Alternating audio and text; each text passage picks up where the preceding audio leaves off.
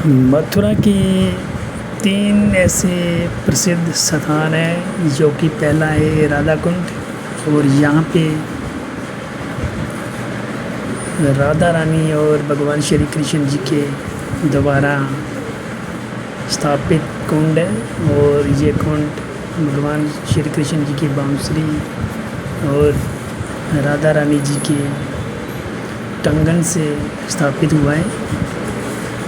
और दोस्तों, यहाँ पे कहा जाता है कि जो स्वामी हरिदास जी थे, वो यहाँ पे हर रोज़ सत्संग कीर्तन किया करते थे। और जब किया करते थे तो उस टाइम राधा रानी और भगवान श्री कृष्ण जी अपनी बाल अवस्था में यहाँ पे उनके भजन सुनने के लिए आते थे। और हर रोज़ ऐसा ही होना शुरू हो गया।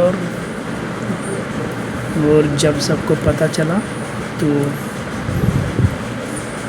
सब ने पता किया कि ये कौन बच्चे हैं, कहाँ से आते हैं स्वामी हरि दास जी के पास। और दोस्तों, ये वो स्थान है जहाँ पे राधा रानी और भगवान श्री कृष्ण जी स्वामी हरिदास जी को मिलने आते थे।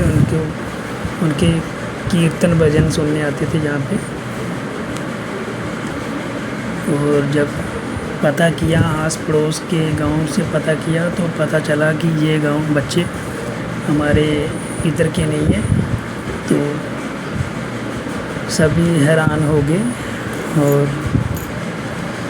फिर उनको यहाँ के जो मंदिर वाले हैं, पुजारी हैं, उन्हें सबको पता चला कि ये भगवान श्री कृष्ण जी और राधा रानी का बाल अवस्था के रूप के दर्शन है। और फिर स्वामी हरिदास जी ने कहा कि प्रभु, मैं आपका तो लालन पालन कर सकता हूँ यहाँ पर, लेकिन राधा रानी का मैं नहीं कर सकता, क्योंकि मैं बाल ब्रह्मचारी हूँ। तो इसीलिए भगवान श्री कृष्ण जी ने राधा रानी को अपने अंदर ही बसा लिया। और इसीलिए आप सब देख सकते हो, यहाँ मंदिर है बांके बिहारी जी का। और यहाँ पे सभी बहुत दूर दूर से आते हैं मत्था टेकने के लिए और अपनी मन की मुरादें पूरी करती है। तो दोस्तों, ये है बंसी घाट। भगवान श्री कृष्ण जी ने यहाँ पे बहुत सारी लीलाएं की। और सुनने में आता है कि यहाँ के जो वृक्ष हैं, उनमें मधुर संगीत की आवाज़ आती है। और ये वही वृक्ष है, यहाँ पे भगवान श्री कृष्ण जी अपनी गायें चराते थे और यहाँ पे बैठ के मुरली बजाते थे। अरे दोस्तों, बंसी बट के जो वृक्ष हैं, ये देखने में एक जैसे दिखाई देते हैं, लेकिन यहाँ पे बट वृक्ष से आज भी कान्हा जी की मधुर धुनी सुनाई देती है। और दोस्तों, जिनका मन साफ हो, उनको आवाज़ सुनाई देती है भगवान श्री कृष्ण जी की। और यहाँ पे दोस्तों, आप सब देख सकते हो दामोदर भगवान श्री कृष्ण जी का मंदिर। दोस्तों, आज मैं आप सबको लेके आया हूँ वृंदावन के दामोदर मंदिर में, जहाँ पर आप भगवान श्री कृष्ण जी के साक्षात पैरों के निशान के दर्शन कर सकते हो। दोस्तों, बताया जाता है कि अगर आप इस मंदिर की 4 परिक्रमा लगा ले तो गोवर्धन की 25 किलोमीटर की परिक्रमा के बराबर माना जाता है। दोस्तों, मंदिर की स्थापना 1542 ईस्वी को हुई थी। इस मंदिर में श्री कृष्ण जी को उनकी पत्नी राधा रानी जी के साथ दामोदर के रूप में पूजा जाता है।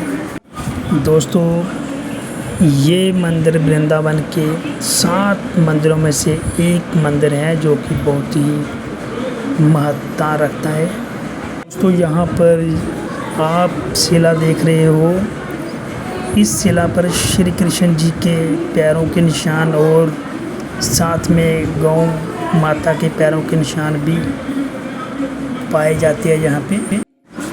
सनातन गौसभा में नित्य पगिराज की परिक्रमा करते थे।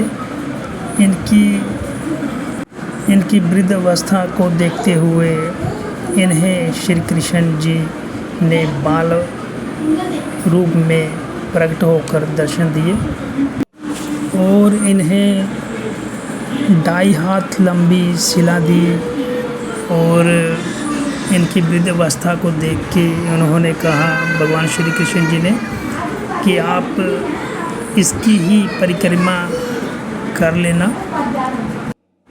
और साथ में भगवान श्री कृष्ण जी ने गोस्वामी को आदेश दिया कि अब से गिरिराज पर्वत की शिला की परिक्रमा कर लिया करें। इनके शरीर त्यागने के बाद शिला इसी मंदिर में स्थापित कर दी गई। तो दोस्तों, ये था दामोदर मंदिर का इतिहास।